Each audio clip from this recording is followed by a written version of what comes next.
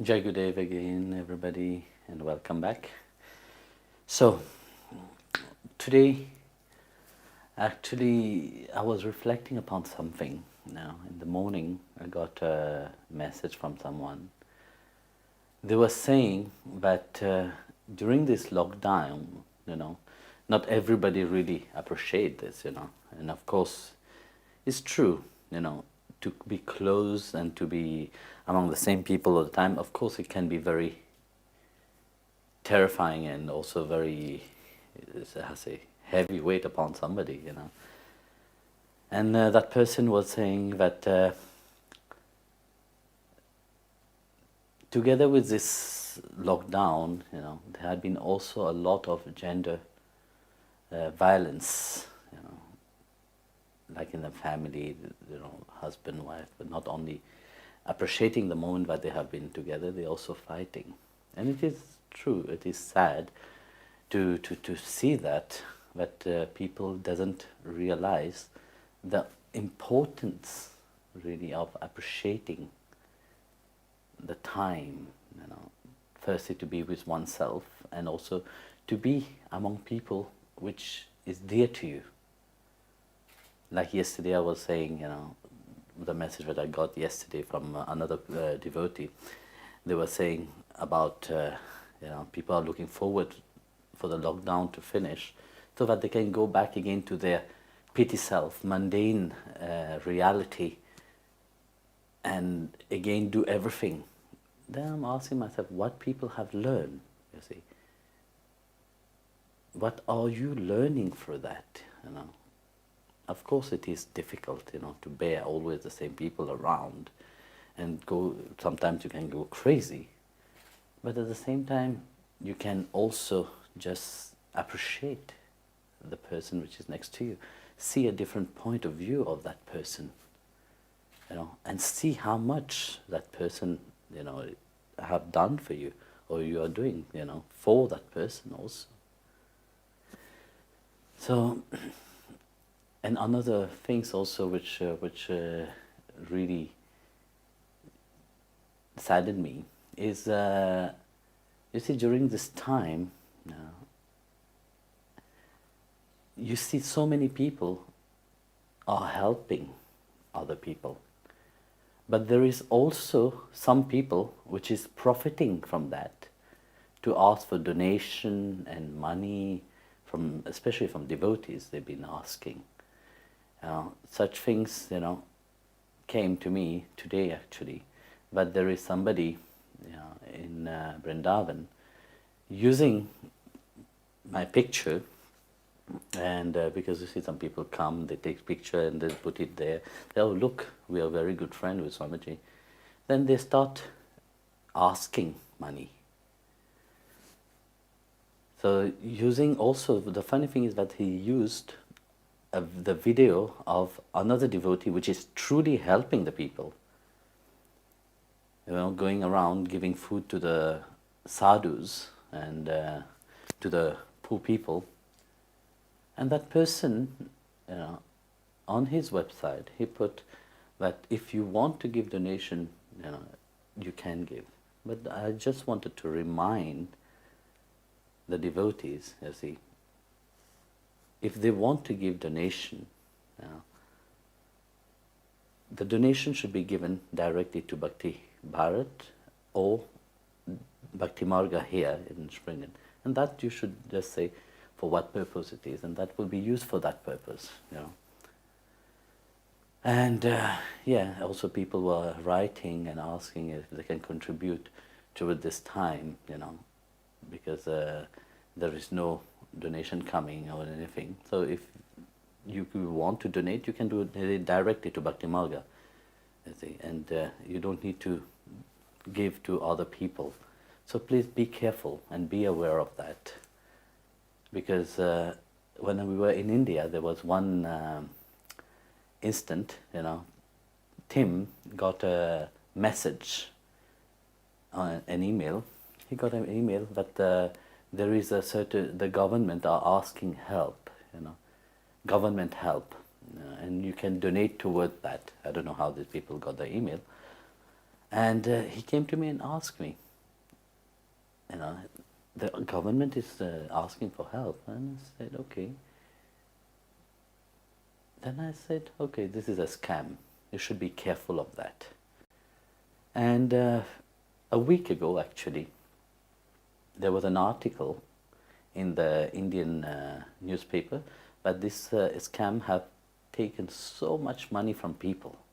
There were two guys, they've been asking the people in the name of the government to give money. So you should be careful when people is asking for money, you know. Some people will, you see, they will say, oh, Swamiji is helping us, you know, we have to help the world, we have to do so many things, please give us money, you know, support us. But you should be careful, you know, because look, if God have made your hand and feet proper and you can work, you're working. And everybody, you say, is working, is doing their best. So don't just let yourself be fooled by nice word of people and asking you things in the name of me and Bhakti Marga also. So I will ask Jayagopal to ask your question now. Beloved Guruji, currently there are many discussions in our sanghas as to whether or not a devotee should get involved in political issues or activism in general. What is your instruction? Look, normally, for me personally, I try to keep away from political things, you know. And whatever is related to politics, you know, I keep far away from that. Because I know very well, you see, in my life I have met many politicians, and I tell you frankly, they are all the same. There is no good politician, there is no bad politician, they are just politicians. So, personally, I don't have any interest. I'm talking for me right now, I'm not talking for you. Maybe you have a great interest in politics, then it is your business. You see, of course you may have different kind of interest. But one thing I'm asking myself, okay, if you're interested in politics, okay, then what can you change? Okay, being a normal person, you can't really do anything. What, would you go and raise your voice? Do you think anybody really care about you? Nobody care about you. Nobody care about your voice. You know, it's like a dog which is barking. You can bark as much as you want. You know, it will be the same. You know, so you see everybody, you know, especially nowadays, you see every kind of opinion from many kind of people. But your opinion is your own self. You know, it's for you. You can raise your opinions. You can raise your voice.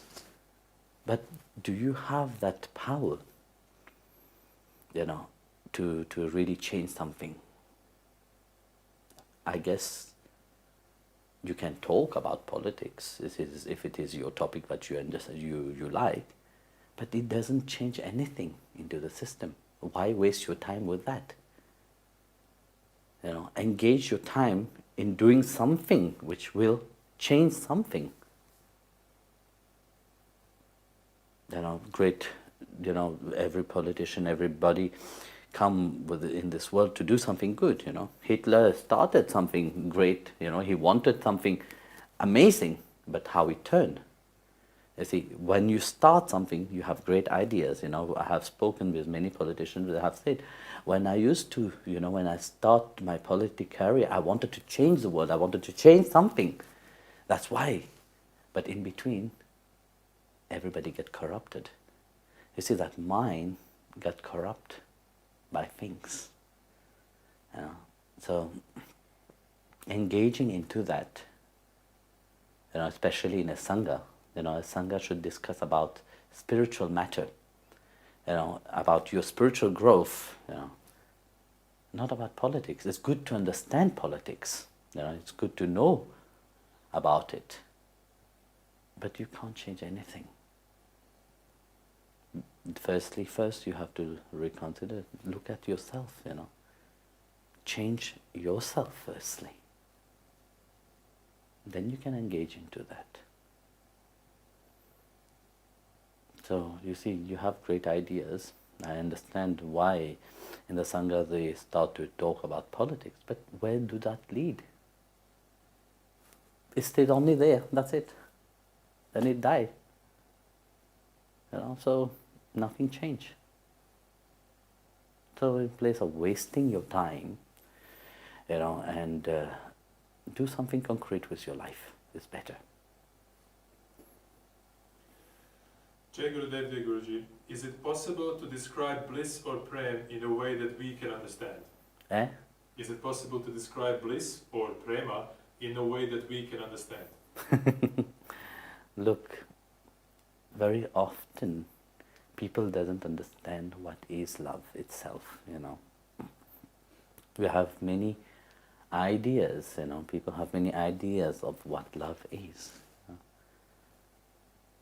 So to describe something which is undescribable, we use the word bliss, we will use the word beatitude, because it's a state where everything else is dissolved. So that's why we use only these words. But firstly, let's see itself, what is love? What do you understand by love? Often, let's see, what is love? There is a question which people ask very often. But love, in the human point of view, is something that makes me feel good. I love something that I feel comfortable with. When I feel comfortable with that thing, I like it or I love it. It's like eating ice cream. I like ice cream. So as long as I like it, I will keep doing it. The moment the like becomes dislike, then I will stop. Then when the ice cream becomes something which is making you sick, you stop. Some people like to drink Coke every day, and when the Coke start drinking them, then they realize that, oops, I have to change something. And that what people like. So that state of mind, between liking something that make me feel comfortable about, and of course, for people we don't say like, we say love. For things we say like. We like some things which is tangible, something which is material. But for God we said we love. For people we said, even for God we don't say we love Him, because you see, of course, in English language there is this word love, which is only love, nothing, you have many aspects of it. But in Hindi we have pyar and prem, like you said in your question itself, So when something which is bound by something, let's say love, for example, that you understand, a love which is by I feel good into that, because that belongs to me. So a husband loves his wife because the husband thinks that this is my wife, she belongs to me, it is my possession. And the wife, vice versa, love the husband because it is my possession. As long as there is this, okay, you are mine, I belong to you, there is this comfort that I have with you, it is fine. But the moment there is a discomfort into that, this is where all the trouble arises. Where is the love gone? So it disappeared. A mother loved the child, because it is my child, so you belong to me. So once the child is growing, there is also an expectation. You must be like this, you must be like that. So when the child do something opposite to what the mother wants, do you think that love is still intense the same way? No, it's changed. Because there's an expectation. So in things that we have around, we say we love, we like, but they are tangible things that we can hold upon. And of course, something which is tangible have a certain limit to it. It's finite. But how can we talk about the infinite? That's why we talk about prem, which is the blissful state, which is ultimate itself, beyond what we can hold upon, because we can't hold upon it even with our mind. Try to comprehend something which is incomprehensible. We can't hold something because he's not something that we can grab and possess it.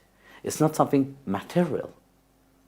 Even if Bhagwan said that, yes, when we say we love God, we are in that blissful state, but yet we can't possess him. Everything that we can possess, we can control. But for Bhagwan, for the Lord, we can't really. When we are in that blissful state, we are just into servitude. We love him. We are in blissful state to enjoy his presence, to enjoy everything which is coming from him. And one thing is that it's never diminished.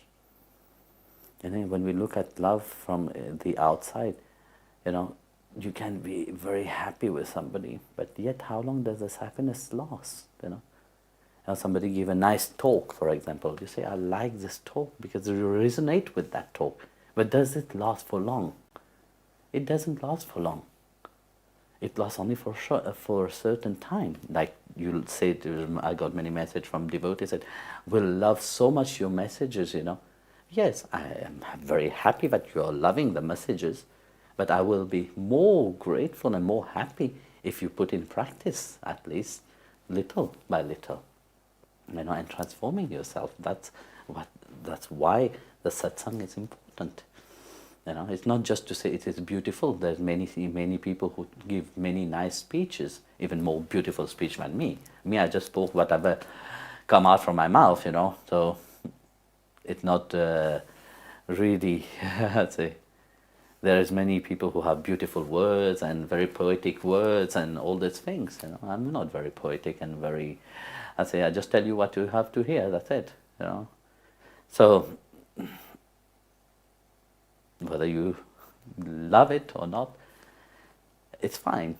But one thing is to be in bliss. It is this state which you can't describe it with words. It's just a state where you are ever happy, with everything. This is what we can just say, You stay into that state where your mind doesn't trouble you, because that mind have transformed into divine itself. So that mind is experiencing that divinity in its fullness, not only when you are doing your sadhana, but in every action what you do, there is the same joy inside of you. So in a way that when we perceive love, which is very often we talk about, but yet prem is something which is beyond that, So it is quite difficult to explain it really in words. Srimati Radharani and the gopis longed only for Krishna. How do we ensure that our longing for Guru and God is not rooted in our own selfishness and that it has no thought for ourselves? Look, in your question itself, how many times have you focused on yourself? many times, you see. So, what do you know, firstly, of yourself? When we talk about the self, of course, we heard beautiful story of Srimati Radharani and the gopis. These are realized beings. The level of spirituality is excelled. They are not focused about this petty self. They are not focused about this Panchatattva, which is made of the 5 elements. They are focusing upon themselves.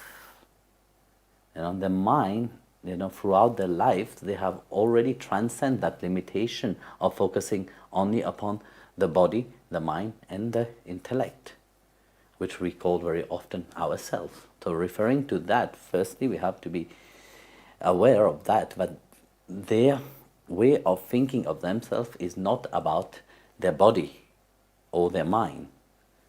You see, so for them, they are fully centered into their self, the true self, the Atma.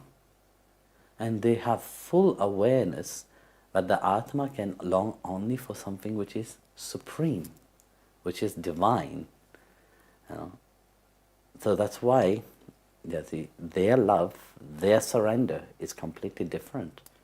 You know, when Bhagavan Krishna, chapter 9, verse 11, he said, clad in a human form, when I descend here in this world, fools doesn't recognize my divinity.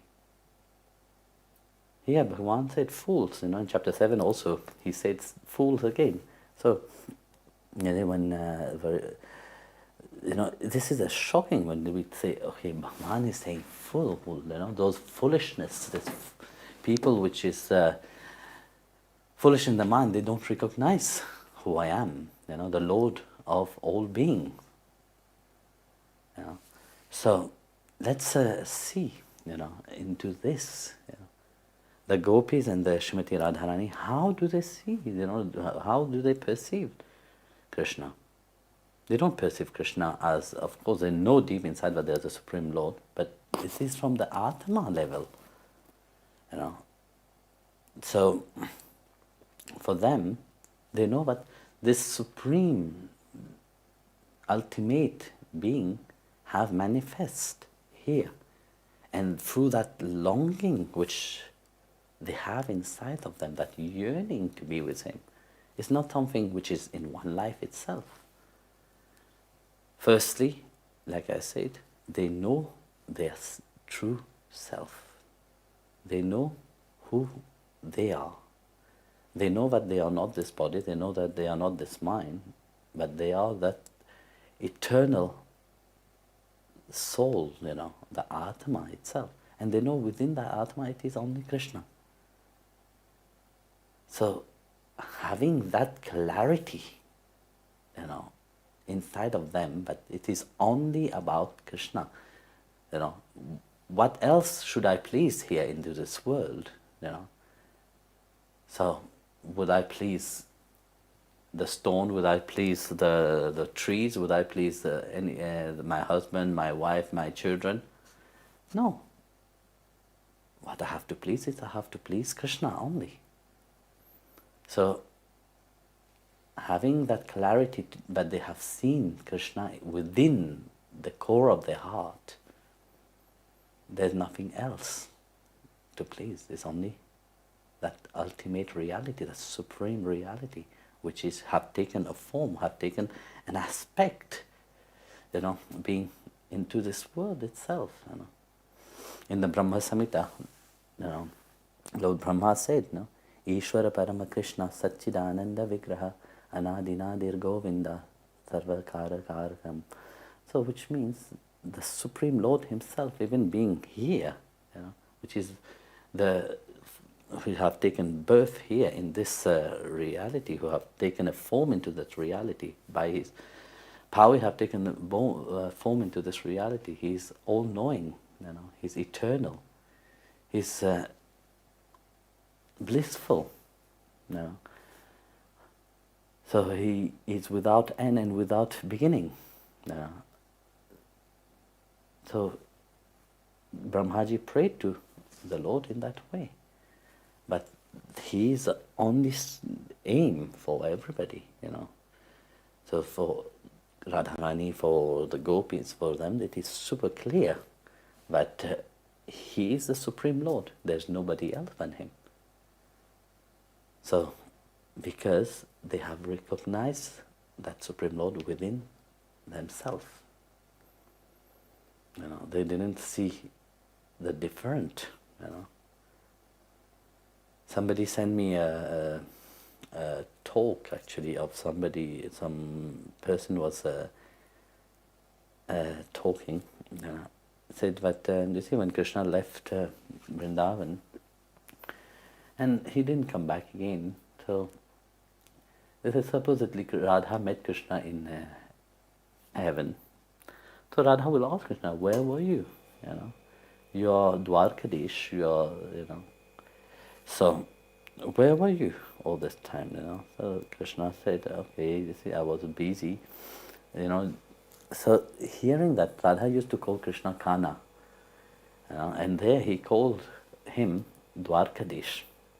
Dwarkadish means the Lord of Dwarka.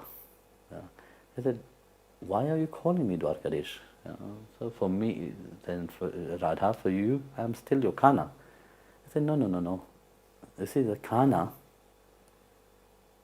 is the one which is caring for the people, the one which have lived Govardhan and who have sheltered everybody. But Dwarkadish is the one which have fight on the battlefield. Who have killed, even being the king, you have given your army to the Kauravas, and of course these are your people, but yet you kill them all.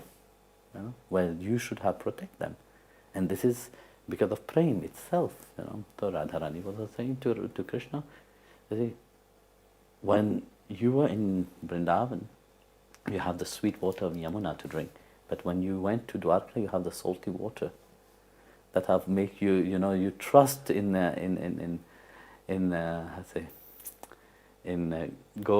flute in Vrindavan, but when you go to Dwarka, you trust in your Sudarshan Chakra. This is an absence of prem itself again. So in the absence of prem, then Krishna was asking, but you see, you never miss me. So Radha said, well, how can I miss you? You were always with me. Look at you, when you saw me you were crying, but we didn't cry for you because you were always in front of our eyes. If we cry, we were scared that you will fall, you will be washed away, so we stopped crying. So like that, a big discussion. It's so beautiful. But you understand that such degree of spirituality, such understanding, awareness or consciousness, firstly, you have to get to know, but who are you, It's the question. I think. Because without knowing who you are, you will not know who the Supreme Lord is. Through your sadhana, through your meditation, through your japam, that must awake inside of you. That mind must transform into a mind of complete surrender. So, surrender to the Guru's feet, surrender to your path, surrender to the name of the Lord, call for Him. And this is for the gopis and Srimati Radharani, that was clear. But the Kanha, which were there, was everything for them. And throughout lives, those gopis have meditated upon only one supreme reality, to have Him only, nothing else. They are the great yogis, who perceive Krishna everywhere. When that awake inside of you, that dualistic world disappeared. It became only one reality, and this is His reality. That supreme reality. Beloved Guruji, you often talk about death as something good or easy, but I cannot feel joy when I think of the death of a family member, and I've cried a lot when this has happened. Is this feeling so wrong? No, it's not wrong. Look, when I'm talking about death, when somebody passes away, it's not that I don't feel, sad about it. You have been with that person, you have, this person was very dear to you. Of course you feel a certain sadness inside of you. Look, Nadesh, which were very close to me, passed away. It's not that I didn't cry. I did. Otherwise it will not make me, it will be a heartless person, And you say that. But how you view it, how you see it, it's not to mean that you can't cry. Chaitanya Mahaprabhu, when Haridas Thakur died, he was taking the body of Haridas, he was dancing around, crying. It's not because he was not fully realized, he was fully realized. But you see, there is a certain gratitude towards that person, for that soul have come to do certain purpose in your life. You have this gratitude towards that. It's not about the person. Why would you cry? The person, if somebody is dead, nobody is still there. So the person that you think is still hanging there. Do you know truly the essence of that person? Do you know the Atma of that person? No, you have not known the person, because that person probably himself have not known who he is. The absence of something which is inside, that's what you are missing. You see, when you see somebody is dying, everybody is sitting and crying, But the whole the body, I'm crying. But the person is dead. What is missing into that? It is the Atma is not there. That essence which were making that body alive is not there. That essence which were giving life to that mind, to that eyes, to that nose, to that mouth, to that feet, to that hand to act is not there. So that's what you miss, you see. You don't miss the person, really. So you do feel a certain sadness when somebody which is dear to you have gone. But you know also that what have gone is eternal. You see, what you miss is really that interaction with them. And of course, due to that, this is also through attachment and so on. Of course, you will feel sad about it. It's not nothing bad about it, But you have to realize that the Atma which is inside of you, it's eternal. The Atma which is in that body, which was in that body, is also eternal. Even if that Atma have depart from that body, it is still there.